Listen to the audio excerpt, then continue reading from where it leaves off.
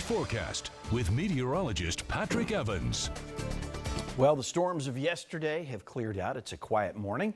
Still seeing a little bit of cloud cover out there. Great view from the top of the tram. Remember, the tram is now reopened after their seasonal maintenance. You can head up, I believe the first tram car departs at 10 o'clock. We're looking at 69 degrees in Palm Springs, and look at these 60s across the West Valley.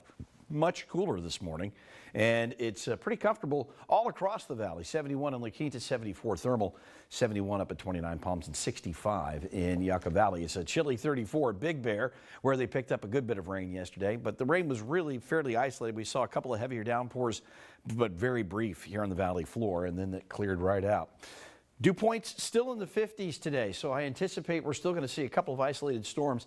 There's still enough instability and enough moisture available. Winds are fairly light this morning. We saw some gusty conditions last night as a result of those storms through the afternoon and early evening. And then, of course, in the overnight hours, all of that cleared out, everything moving off to the west.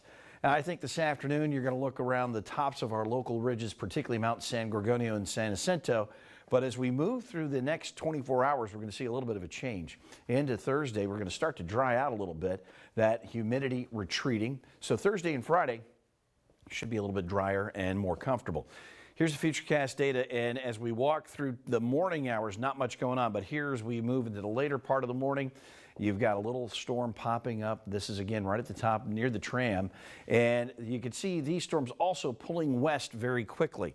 Here we are at 2 o'clock. Just check the time frame, and you can see how the storms, at least how the data is managing what we are expecting out of these storms up in the high desert, and they again run right along the ridge line, headed out towards Santa Clarita. So again, possibility of storms in the mountains, less activity than yesterday. And then things really calm down into Thursday and Friday. There's a weak area of low pressure hanging off the coast. And with that, it's a little coastal eddy, and it's going to actually keep us a touch drier for the last part of the week. But then into Saturday and Sunday, a reinforcement of moisture moves in. Here's your Comfort Air First Alert 7-day forecast. Isolated mountain storm today, but a better chance of thunderstorms both Saturday and Sunday. The positive of this is that it pushes temperatures down into the lower 90s and upper 80s.